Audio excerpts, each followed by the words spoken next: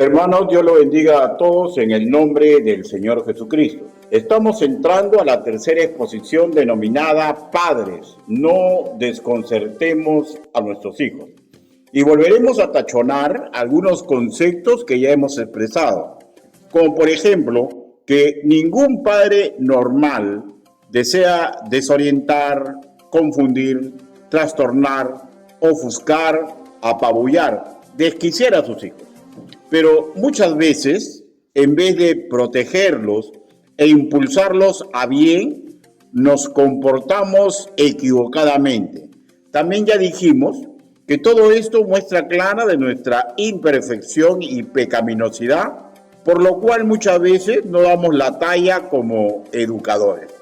Con respecto a un padre nacido de nuevo, gracia recibió cuando la perfecta misericordia divina le alcanzó, que posibilitó nuestra reeducación en base a las Escrituras, para que crezca la posibilidad de que hagamos lo correcto.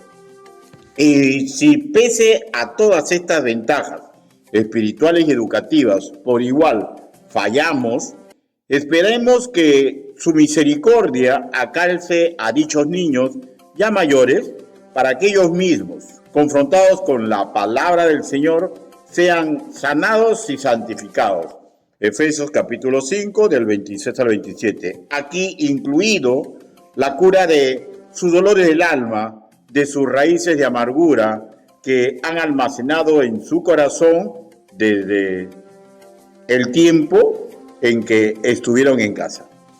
Ya ese es otro tema adjunto, pero hoy nuevamente centrémonos en el asunto por tratar, acorde al título de esta exposición. Padre, no desconcertemos a nuestros hijos, segunda parte.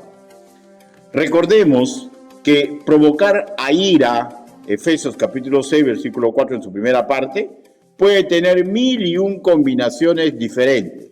Y estamos tocando algunas situaciones específicas. Ya hemos desarrollado dos situaciones que involucran la relación marital de quienes crían. Vimos el primer caso, de padres cuyo corazón no le pertenecía a Dios. Pusimos algunos ejemplos de matrimonios mixtos que lo único que hicieron fue producir una dicotomía moral en sus hijos, lo que a todas luces da como valedero el parámetro escritural que dice así: no se unan en yugo desigual, según de Corintios capítulo 6, versículo 14. Por un lado, estuvo la educación típica para un israelita cuyo énfasis buscaba formar futuros sirvientes de Yahvé y el aporte del otro progenitor que adoraba a otros dioses. Apreciamos también el segundo caso sobre cónyuges creyentes que no interactúan en la doctrina de Cristo y nos fundamentamos primordialmente en Efesios capítulo 5, versículo 3, aplicándolo a lo escrito en el capítulo 5 y 6 de Efesios, sobre las actitudes que no conviene realizar a los creyentes. De hecho, si nos enfocamos en los padres, para evitar entorpecer la vida en hogar, que debe albergar acciones virtuosas de los que tienen la autoridad. Antes de precisar los dos nuevos casos, permítame que comparta un dato cultural. Las Escrituras, en línea general, se vale de dos idiomas antiguos, el hebreo y el griego koiné, que cuando definen ideas no se contradicen entre ellos. Por el contrario, si unimos ambas definiciones, termina enriqueciendo la comprensión del asunto que estamos tratando. Sin más, vayamos a las Escrituras. Proverbios, capítulo 19, versículo 23. ¿Lo tenemos, hermanos? Puestos de pie, por favor. Con excepción de los que están delicaditos de salud, ¿no? Proverbios, capítulo 19, versículo 23. La palabra del Señor dice así: el temor de Jehová es para vida, y con él vivirá lleno de reposo el hombre. No será visitado del mal. Todos a mi voz. 1, 2, 3. El temor de Jehová es para vida, y con él vivirá lleno de reposo el hombre. No será visitado del mal. Considere por hombre el ser humano. Inclinen su rostro, vamos a orar. Bendito Padre Celestial, los que hoy usted, Señor, de diferente forma ha congregado, Señor, en su templo, todos deben de comprender que no existe hombre digno de predicar ni enseñar su evangelio. Señor, pero me está dando este privilegio. Hable, Señor Yahvé. Permita que lo que he investigado, Señor, que le estoy entregando a usted, mi Dios Santo, pueda servir como espada de doble filo a los que escuchan y a su predicador. Ayúdenos, Padre, así le suplicamos en el nombre del Señor Jesucristo. Amén. Amén. Por favor, tomen asiento. Este versículo que hemos leído es el marco, ¿ya? O sea, que le quiero dar marco en una aplicación a un padre o a una madre, escuchen, ¿ya?, que acepta vivir pía y reverentemente a los pies del Señor. Eso se llama temor de Jehová. Si logra este estilo de vida, le va a dar reposo a su ser. ¿Y saben por qué? Porque cuando uno vive a los pies de Dios, puede haber terremotos y maremotos al lado nuestro, pero tenemos una paz que va más allá del raciocinio humano. ¿Ya? Ahora, asimismo recordemos, hermanos míos, que en la cosmovisión de Dios, para criar correctamente, ¿ya?, esa crianza que se prolonga a otro ser humano, para que sea correcto en la cosmovisión divina, los que crían tienen que tener primero servidumbre ante Dios.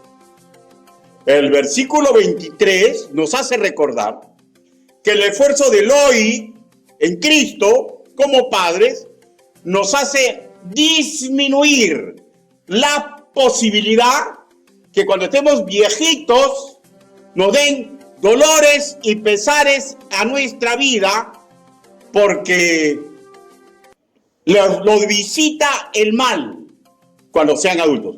Escúchenme.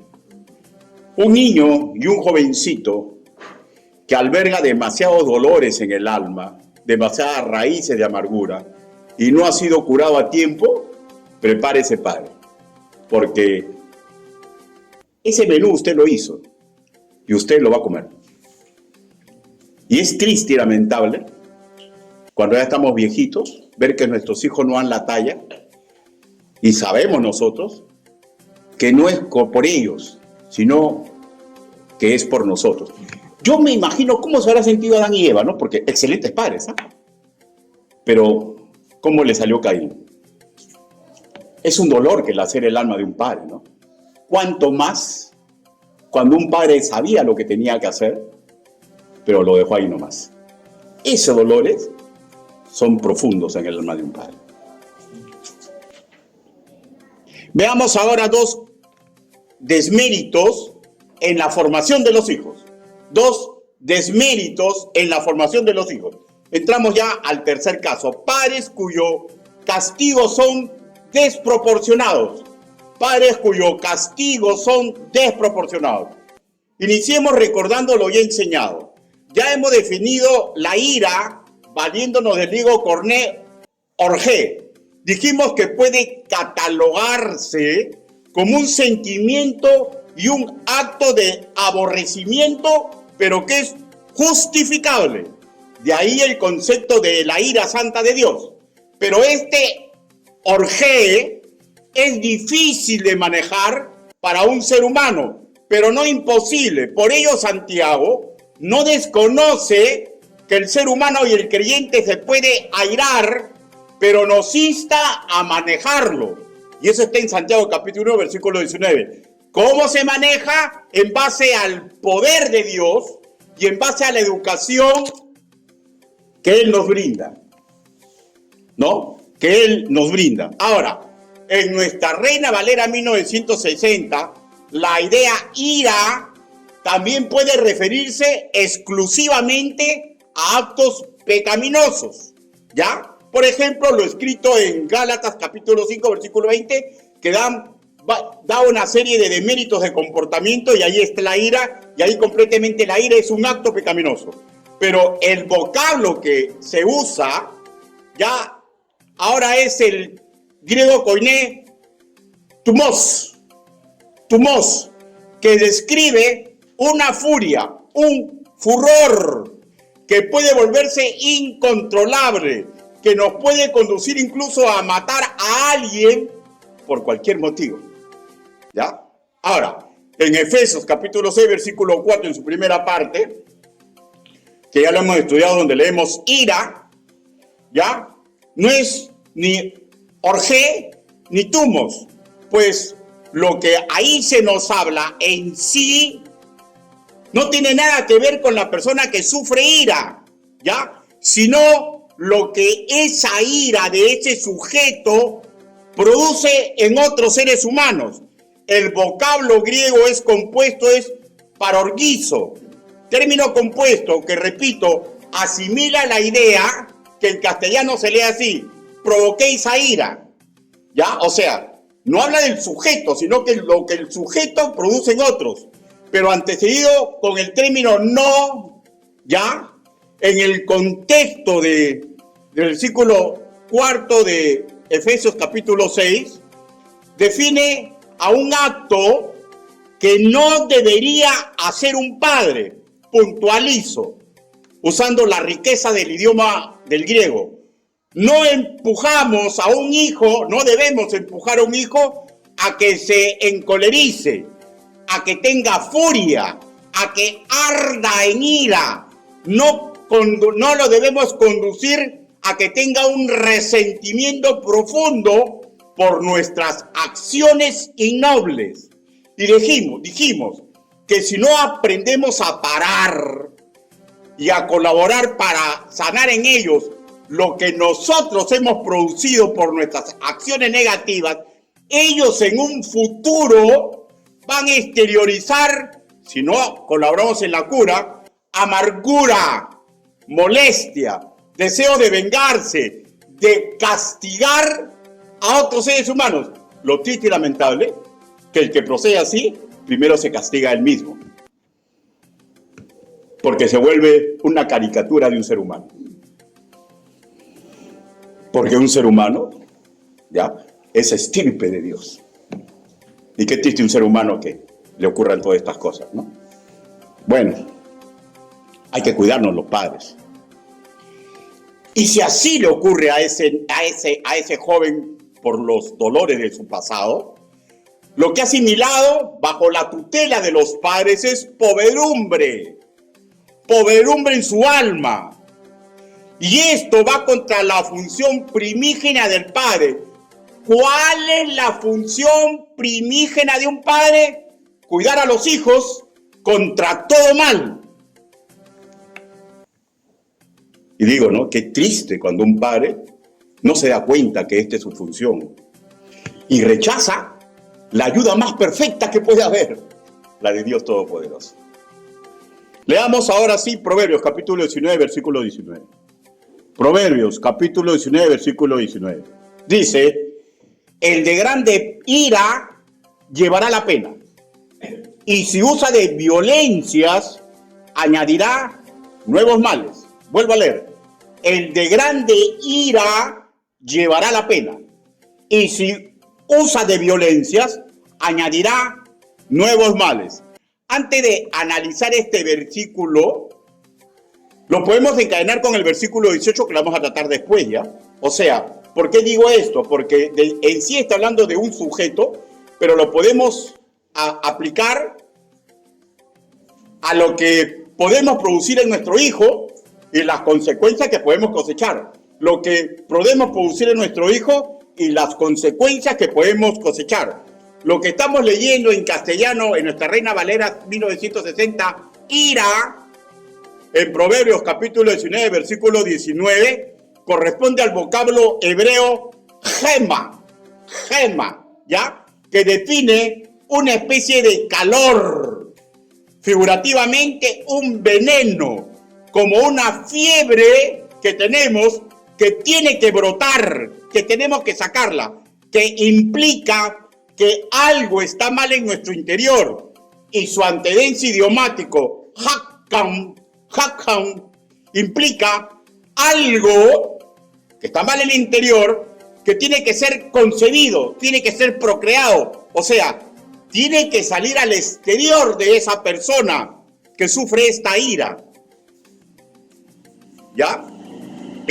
Finalizando la primera parte nos dice que quien así se comporte tendrá como pago una gran pena. Pero vuelvo a repetir, lo estamos enfocando al hijo, ¿ya? Y ya sabemos, ¿no? La ira fuera de control trae muchísimos problemas y es un gran precio negativo por cobrar. Por ello se nos pide tener control en base al Espíritu de Dios. Gálatas capítulo 5, versículo 23. Escúcheme, por favor.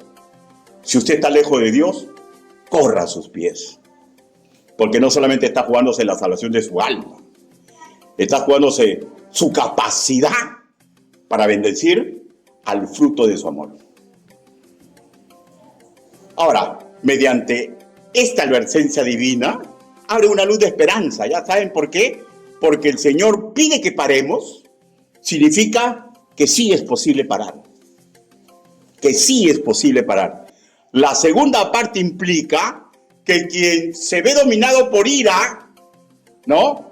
Un calor en su interior que es como un veneno que necesita expulsarlo, ¿ya? Lo va a concebir en un acto violento, ¿ya? En un acto violento.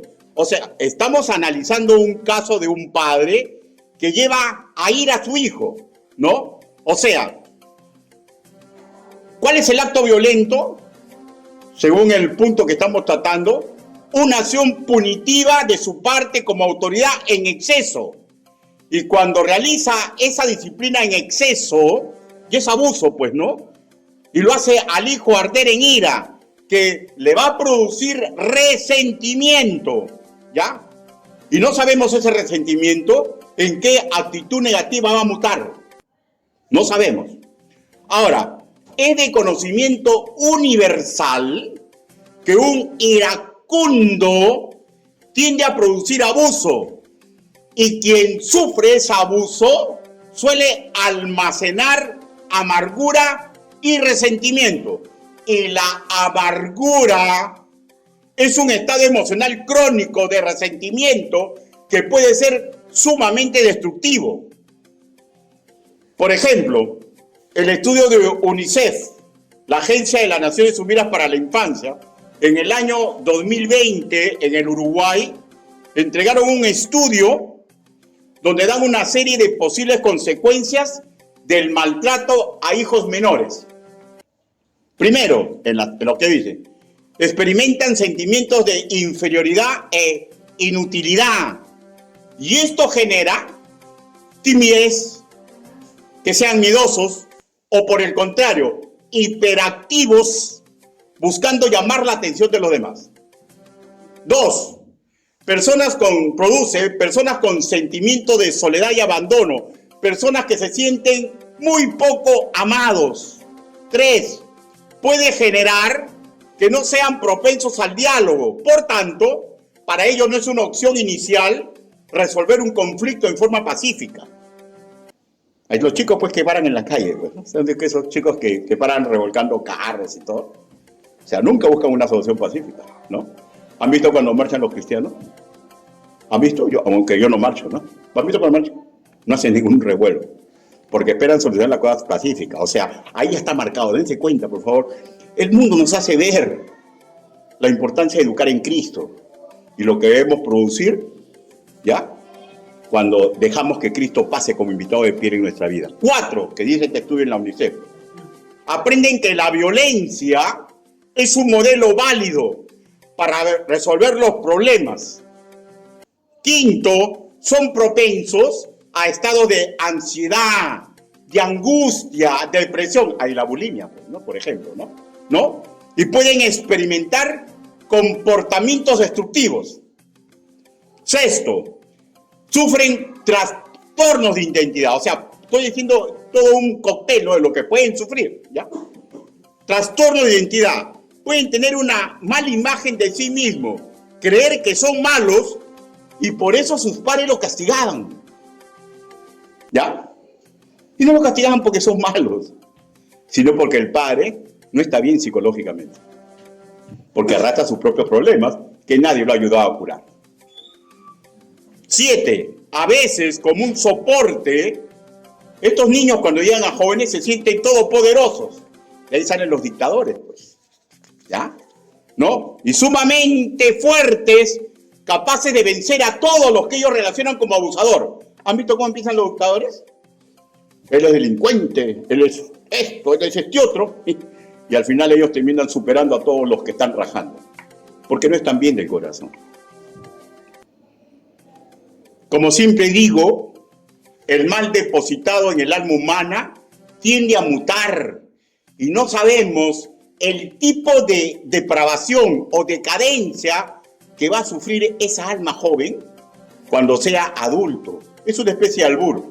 Y mucho más si los padres no contribuyen a curarlos. Permítame una apreciación, ¿ya?, sobre cómo curar. Ya ha sido la exposición pasada, ¿no? Y no puedo sumar tiempo sobre tiempo porque se hace una prédica demasiado larga. Permítame una apreciación, ¿ya?, sobre el abuso, sobre el castigo desproporcionado. El castigo físico no está prohibido en las Escrituras, ¿ah? Pero todo castigo justo, escuchen, ¿ya?, es una muestra de amor. Así lo ha concebido Dios. Y eso está en Hebreos capítulo 12, versículo 6. Porque el que ama disciplina, ¿ya? Y esto lo sabe todo hijo, ¿ya?, sin importar su edad, en lo íntimo de su tierna alma. ¿Y saben por qué? Porque Dios así ha construido al ser humano. Ese niño lo sabe, ¿ya? Se lo aseguro. Por tanto, una forma de desconcentrarlos, escúchenme por favor, es cuando los castigamos físicamente y a su vez ellos observan nuestro rostro descompuesto por la furia. O cuando azotamos físicamente a ellos y acompañamos gritos destemplados. Escúchenme, porque lo estoy predicando con el corazón de padre en la mano. No hay forma más necia de flagelar la delicada y tierna alma de un hijo que ha sido construido por Dios para que se amile el amor de sus padres. Eso no es amor, hermano mío. Ese es odio. Un odio que tienen contenido de repente por los que le han pasado en su pasado y no han permitido que Dios los cure. No lo llevemos a ira. Asimismo, el castigo físico debe ser gradual, de menos a más. Lo último es lo físico y debe ser proporcional a la falta cometida. Y tenemos que aprender los padres a diferenciar lo que amerita castigo y lo que amerita un abrazo fuerte ante la falla del hijo. Le voy a explicar con un ejemplo, ¿ya? Un ejemplo. Vamos a poner que ya no tengo hijo de esa edad. Vamos a poner que tengo un hijo de 9 añitos. Y está mal en matemáticas. Y yo le digo, te voy a traer un maestro particular. Pero no me alcanza y yo le enseño. Y le enseño y veo que el chico está ahí. Uso toda mi inteligencia para tenerlo pegado, para que aprenda. Va a dar su examen. Y viene triste. ¿Qué pasó, hijito? Me jalaron, papá. ¿Lo va usted a castigar? No, tienes que abrazarlo. Y en el dolor, hermanos. Y después averiguar por qué es que no da. ¿Por qué no da? Porque si usted lo ha visto estudiar, si usted se ha esforzado, hay algo ya que él no puede controlar. Pero yo conozco padres que lo castigan. Me estás haciendo gastar plata, maestros, esto, que mi tiempo. Eres bruto, ¿qué tienes? Y ¡pum, pum, pum! Qué triste y lamentable. Pero ocurre. De hecho, ¿no? Personas que no tienen a Cristo en su corazón. Y también puede ocurrir que lo tienen en su corazón, pero creen que el cristianismo es magia. Y nunca permiten que la palabra del Señor reeduque su propio corazón. Cuarto caso. Ahora, vámonos al otro extremo, ¿ya? Padres que sobreprotegen a sus hijos. Padres que sobreprotegen a sus hijos. Proverbios, capítulo 19, versículo 18. Dice la palabra de tu Señor así: castiga a tu hijo en tanto que hay esperanza, mas no se apresure tu alma para destruirlo. Miren lo que dice, ¿ah? Dice que un padre puede destruir a su hijo, ¿ya? Y hasta se apresura. Vamos a ver qué implica todo esto. Miren, ahora permítame que le hable con sentido común y con sentido escritural, ¿ya? Porque los que estudian las escrituras razonan con las escrituras en las manos. Escúcheme, ¿ya? Aunque parezca contradictorio, asimile bien lo que voy a escuchar. El acto paterno de castigar no tiene relación con un sentimiento negativo del padre, ¿ya? Sino con un acto bondadoso. El acto de castigar es un acto bondadoso. ¿Por qué? Porque el objetivo es corregir lo deficiente que algún día a su hijo le va a causar mal. Por tanto, ya se dijo, el castigo debe ser ejecutado con mucho dominio propio, evitando que emociones y actitudes violentas se manifiesten cuando ese padre ejerce autoridad. Porque acuérdense que es una autoridad delegada. ¿Quién la delega? Dios. Y algún día me va a sentar y me va a decir: Ricardito, ¿qué hiciste con los hijos que te entregué? O sea, no piensen que yo estoy contando un cuento de hadas, ¿ya? Yo estoy contando lo que algún día va a ocurrir. Un castigo paterno debería ser un acto cuyo fin es crear, incentivar un bien. Por eso corregimos a los hijos, pues. Por eso es de que al acto de corregir no puede haber ninguna acción anexa incoherente con la virtud, porque eso desdibuja el acto de castigar, ¿ya? Lo que leemos en castellano castigar es la raíz primitiva de hebrea yazar, la cual desciende de otros términos, ¿ya? De ahí descienden otros términos que hablan de el acto punitivo de ejercer disciplina en varios bemoles. Literalmente, castigamos con golpe o en forma figurada.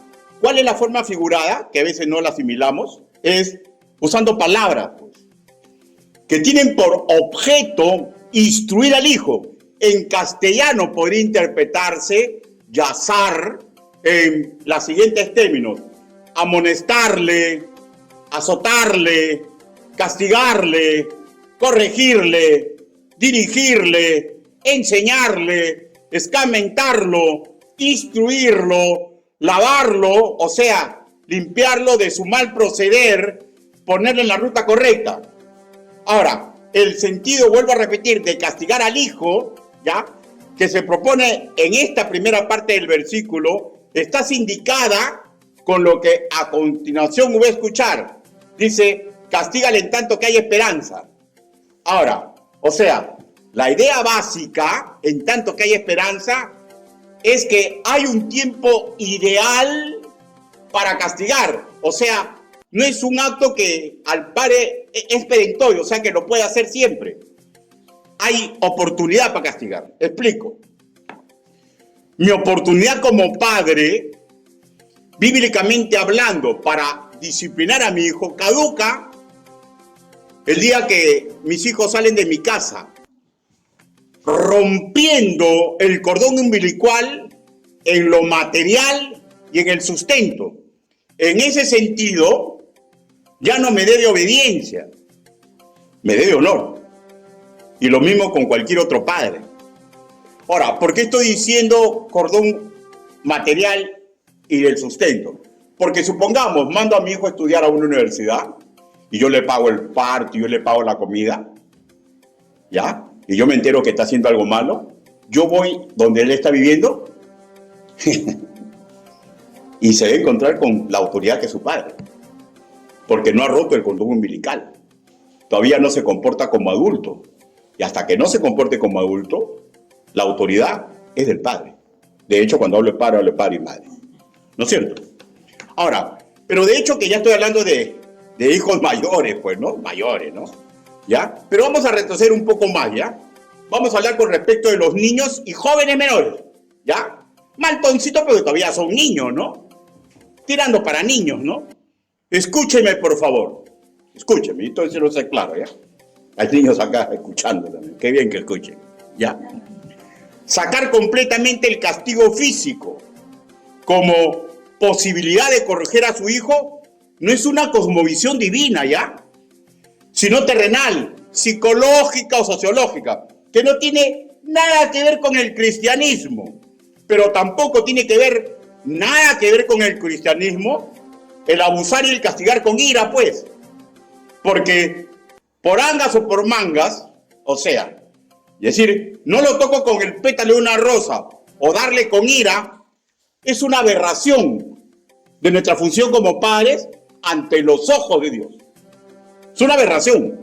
Ahora, la segunda parte del versículo 18 nos ayuda a clarificar mejor por dónde van las balas de este versículo, ¿ya? O sea, ¿qué es lo que está enfocando? La segunda parte dice, mas no se apresure tu arma para destruirlo. Por favor, escuchen. El sentido tiene razón de ser. Acuérdense que se le está dando esto a un par israelita, ¿no?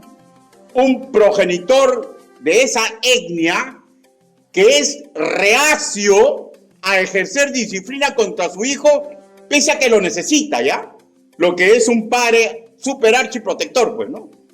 ¿No? Ahora, para un israelita y para un cristiano, nacido de nuevo, que conocemos las escrituras, esto de ser sumamente protectores y no usar para nada el castigo, pese a que lo necesitan, es una reacción consciente, porque tengo razón y yo leo la Biblia, ¿no es cierto? Consciente que le estoy haciendo mal a mi hijo, ¿ya?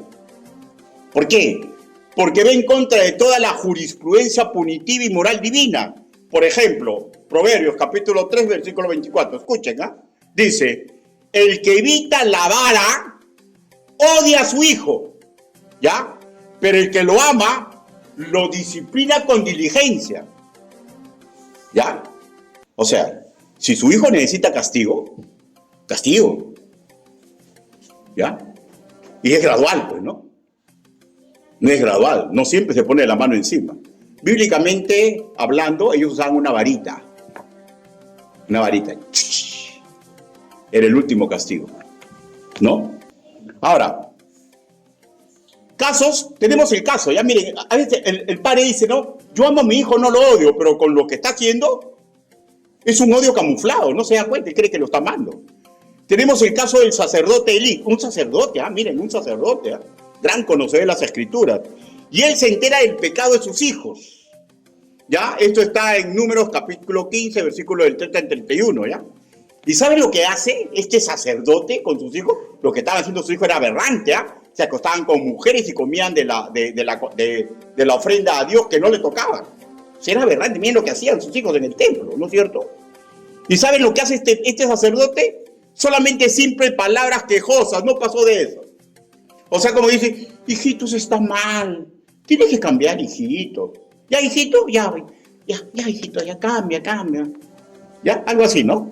Papito bonito, pues, ¿no? Bonito, un lindo papá. Papá corazón, pum, pum, pum, pum, ¿no? Y eso está en 1 Samuel capítulo 2, versículo 22 al 24. ¿Sabe lo que hizo en la práctica Elí? En la práctica, a sus hijos los dejó sin justicia humana y los entregó a la ira de Dios. Ya, y eso está en 1 Samuel capítulo 2, versículo 34. Dios los mató. Pero dense cuenta de lo que estoy diciendo, ¿ya? No diciendo que Dios va a matar a sus hijos, ¿ya? Pero cuando usted es muy buenito, usted lo está entregando al mal. ¿Y saben por qué? Porque va a pensar que todos son papito, corazón. Y en el mundo no hay papito y corazón, hermanos míos. En el papito, en el mundo, hermanos míos, el que hace la paga. El que hace la paga. Y hay hijos que han vivido así, pues, ¿no? Pensando que no, pues que no pasa nada, ¿no? El que hace la paga. Bueno, cuando se lee Proverbios, capítulo 19, versículo 18, dice, castiga a tu hijo en tanto que hay esperanza, mas no se apresure tu alma para destruirlo. Es una invocación para ejercer sabiamente en criar a nuestros hijos. Hermanos, el disciplinarlos, el disciplinarlos consiste en varios reglones, ¿ya? Por ejemplo, ejercer consejo, razonamiento verbal, lo que hizo Elí, está bien, pero en cierta etapa, ¿ya? Pero si ya pasan, amerita castigo. El no ejercer autoridad paterna les hace daño a los hijos. Es un amor engañoso. ¿Saben por qué? Porque estamos pavimentando su camino al fracaso, su camino al ocaso. ¿Quién es el que los empujó al mal? Escuche y grábesela, sus padres. Porque lo dejan hacer lo que quieren. Porque lo dejan hacer lo que quieren. El español López Sánchez, catedrático de psicología, escribe lo siguiente. O sea, nos interesa mucho una forma de negligencia que hemos empezado a llamar negligencia por amor. Explico. ¿Sabe cuál es la negligencia por amor? No negarles nada. ¿Ha visto eso, papá? Yo no he tenido eso de niño. Y yo cuando trabaje le voy a dar todo. Y todo, el chico dice, papá, esto, pum, pum, pum, pum, pum. O sea, eso le llaman ellos negligencia de amor. No les niegan nada. No les piden que cumplan normas. No ejercen ningún tipo de disciplina punitiva contra ellos. O sea, a mi hijo no lo tocas ni con el pétalo de una rosa. Yo he escuchado que madres le dicen eso a los esposos. Y los esposos para no pelear, ya pues. En otro renglón de su mismo estudio, él recoge una razón ya, que dan de hecho los mismos padres, porque es un investigador, es un profesional, un psicólogo que hace estadísticas, ¿no? Y ¿saben lo que le dicen los padres? Cuando él los entrevista dice, ya tuvimos nosotros demasiada disciplina y demasiada autoridad. O sea, ¿se dan cuenta? ¿Cómo los han quedado sus padres, no? Que ellos quieren ir en todo lo contrario. Y los extremos siempre son perniciosos. Hay que encontrar el término medio, que es sentido común, hermanos míos. Ahora, magistralmente ya no solamente el sentido común, cuando aceptamos la palabra del Señor para que guíe nuestra vida, ¿no? Ahora, agrega López Sánchez. Miren lo que esperan estos padres. O sea, ellos lo que dicen, entonces, él como psicólogo, como estudioso, dice así, ¿no? Ellos esperan que en sus hijos se exponga lo que se llama la bondad original. O sea, que los hijos, ya, si no los tocas, si no los presionas, si tú les pones todo, naturalmente van a volverse bondadosos. Ay, ay, ay. Es un sancochado de ideas psicológicas, humanistas, sociológicas, que no entregan virtuosismo al ser humano, le entregan decadencia. Porque un hijo sobreprotegido, que está sobre las normas de conductas morales y éticas, crea adultos problemáticos en cualquier sociedad. En cualquier sociedad, hermanos míos. No se adecuan a la disciplina. Ahora, ¿por qué ocurre eso? Simplemente porque los padres no disciplinan. O sea, los han empujado al mal. Y ese es lo maravilloso de Cristo. Que no solamente salva nuestra alma, sino da la oportunidad de una educación para enmendar nuestro camino.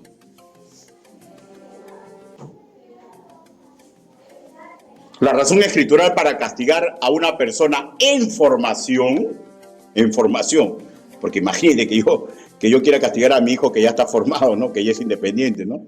No corre, ¿no? Y ese es abuso. Ese es perder, sacar los pies del plato, ¿no? La razón escritural para castigar a una persona en formación está registrada en Hebreos capítulo 12, versículo de 6 a 7. Escuche, ¿ya? El Señor al que ama, disciplina y azota a todo el que recibe por hijo. O sea, mejor dicho, un Dios de amor te dice que el castigo es un acto bondadoso de amor. Porque es para corregir, pues, ¿no? En el mismo tenor, escribe Salomón, Proverbios capítulo 3, versículo 12, y ahora le da una similitud a lo que un padre terrenal, de hecho, él está refiriéndose a los padres que han sido criados con la sabiduría y la palabra del Señor, porque estos escritos son para los israelitas, y él escribe así, inspirado por Dios. Porque Jehová, al que ama, castiga. Y acá pone la similitud. Como el padre al hijo a quien quiere. O sea, si un padre no disciplina a su hijo, no lo quiere. No lo ama. ¿Ya? O sea, la famosa negligencia por amor es odio disfrazado. ¿Y saben por qué sale ese odio? De hecho, posible. Raíces de amargura, traumas del pasado que crearon sus propios progenitores, ¿ya? Y que nadie lo ha ayudado a curar. Si no realizamos la disciplina en la oportunidad correcta, con los métodos adecuados, nos da una gran posibilidad que estemos formando a nuestros hijos con raíces de amargura, que va a derivar en rebeldía, ¿ya? Contenida al momento porque tiene miedo a la autoridad, pero cuando ya se sienta fuerte, no va a creer en nadie, hermano. No corregir a un hijo en una muestra de desamor, vuelvo a repetir, bien camuflada, que el alma del hijo sí detecta, ¿ya? Y ahí es cuando se desconciertan, pues. Ojo, ¿y sabe lo que puede ocurrir? Que cuando ejercemos corrección, o sea, mal corrección, o sea, demasiado abuso, ¿no? O sin hacerles nada, demasiado fuerte, puede ocurrir lo siguiente, ¿ya? Que cuando crezcan busquen revancha contra dicho padre. Y en Job capítulo 4, versículo 8, en la versión Reina Valera actualizada, miren lo que se escribe, un principio de vida, ¿ya? Como he visto, los que harán iniquidad y siembran sufrimiento, cosechan lo mismo. Cosechan lo mismo. O sea, muchas veces hay padres que hacen sufrir a sus hijos, ¿ya? Muchas veces. Y a veces la vida da vuelta y el hijo después hace sufrir al padre. Y ni para quejarse, ¿no? Porque eso es lo que él sembró en su corazón. Qué maravilloso, ¿no? Que cuando fallamos, Cristo captura a esos hijos, y hijos abandonados son capaces de cuidar al padre o al quien lo cría sin ser su padre hasta el último momento de su vida. Cristo es Cristo. No hay amor más grande que el Señor. Charles Bringes, predicador anglicano, ya en la presencia del Señor, miren de cuándo es esta sabiduría, 1869 escribió así: hay mucha más misericordia en lo que parece ser severidad que en una ternura falsa, ¿ya? Permite que el hijo vea que estamos determinados, o sea, la severidad, que estamos determinados, que no seremos distraídos de nuestro deber por su llanto o por nuestra pasión. Es mucho mejor, sigue hablando, dice, es mucho mejor que un hijo llore bajo una sana corrección, que los padres lloren después para sí mismos y con sus hijos bajo el fruto amargo de la disciplina descuidada. Justamente lo que decía al principio, ¿no? Qué triste debe ser, ¿no? Haber querido hacer bien todo con él, pero haberle dado de todo y nunca haberle puesto la pestaña del fuego. Y cuando yo ya estoy viejito, enterar que mi hijo es asaltante, que mi hijo es delincuente, que mi hijo es drogadicto, que mi hijo es tal y tal y tal y tal y tal. Y cuando voy a visitarlo, ¿no? Y le digo, hijito, ¿por qué no cambias? Y yo sé que le dicen, porque tú me hiciste así, pues. Debe ser terrible el dolor para un padre, ¿no? Que el hijo mismo le reconozca, tú me hiciste eso. Tú me hiciste eso. El erudito norteamericano Bruce Walker, profesor del Antiguo Testamento y hebreo, escribió así: los padres psicológicamente sanos no desean conscientemente matar a sus hijos. O sea, uno que está sano no quiere hacerle daño a su hijo, pero se lo hace, pues, hermano. Ahora, ¿cuándo? Él mismo sigue explicando.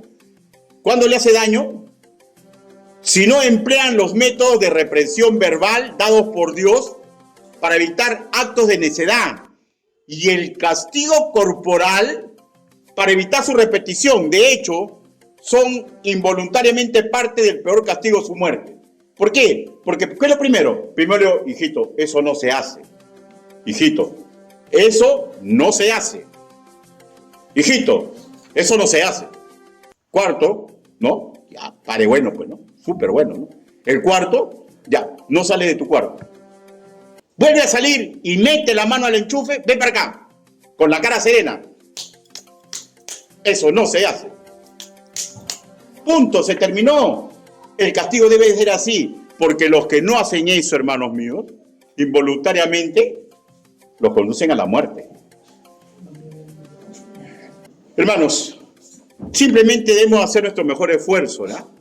Para no llevarlos a ira. Ojo, no hay seguridad de cómo serán nuestros hijos adultos sin importar lo que yo haga como padre, ¿eh? Por ejemplo, les cuento el caso de Adán y Eva, ¿no? Fueron los hombres más perfectos, ¿ah? Los hombres más perfectos, ser humano, ni un trauma, porque ellos los crió Dios. O sea, no los creó ningún par imperfecto, los creó Dios. Y ellos son los seres humanos más perfectos. O sea, como educadores, después que cometieron el pecado original, ellos hicieron todo lo posible para enmendarse con el Señor. O sea, como un acto de contrición. Y les dio la oportunidad, Dios le entregó a Caín y Abel. Se esforzaron mucho, hermano. ¿Para qué? Para criar correctos adoradores del Altísimo. Y todos sabemos la historia de Caín, ¿no? Fue el primer homicida de la humanidad. O sea, no tuvo nada que ver con los padres. ¿Por qué? Porque las Escrituras no acusan a Adán y Eva ya por deficiente educación, sino que se centra en el enojo que no pudo controlar Caín.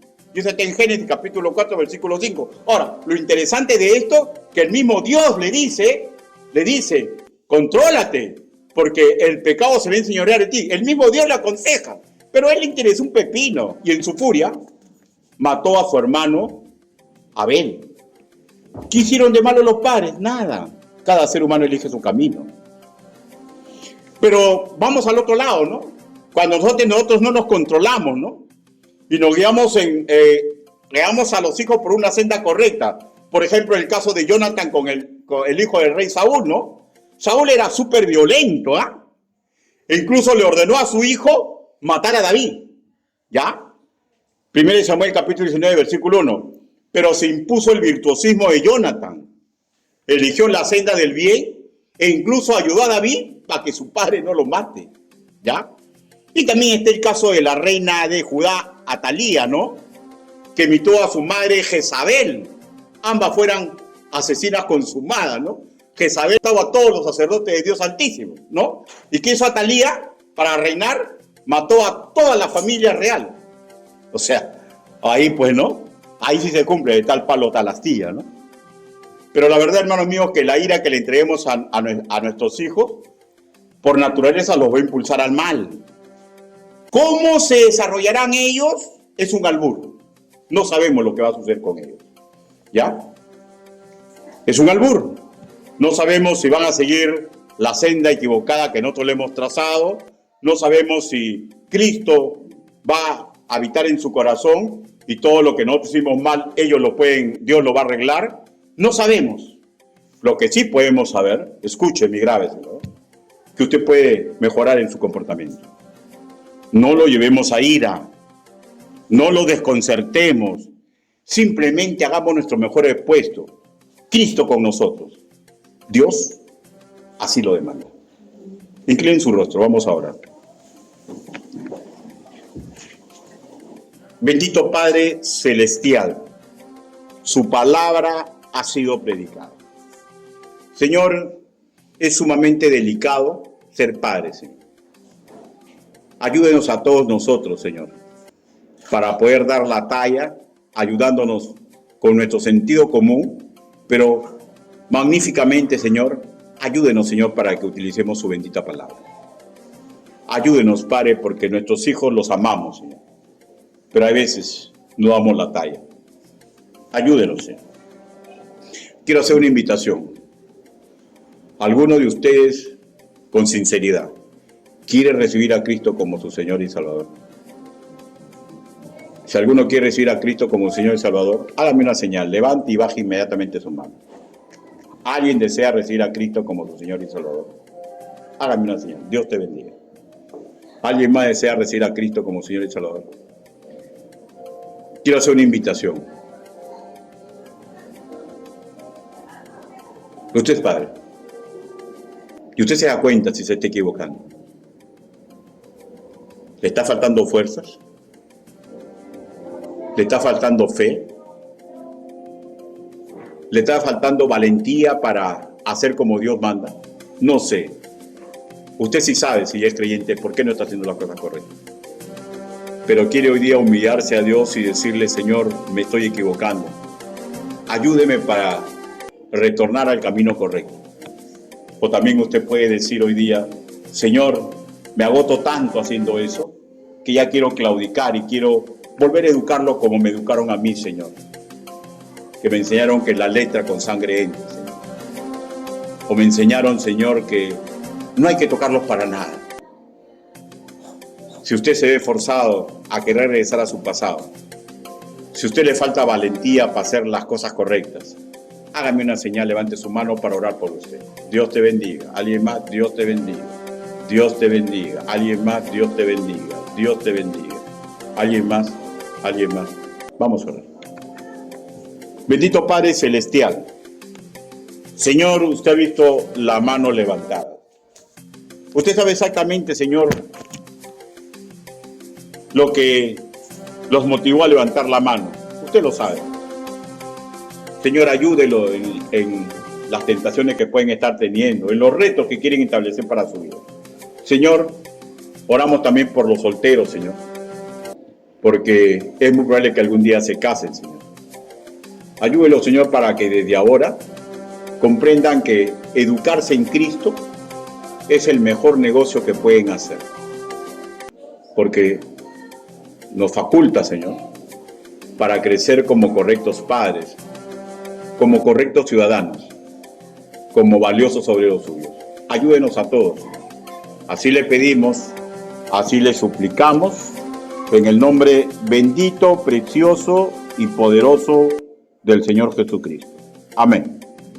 Hermanos, Dios los bendiga.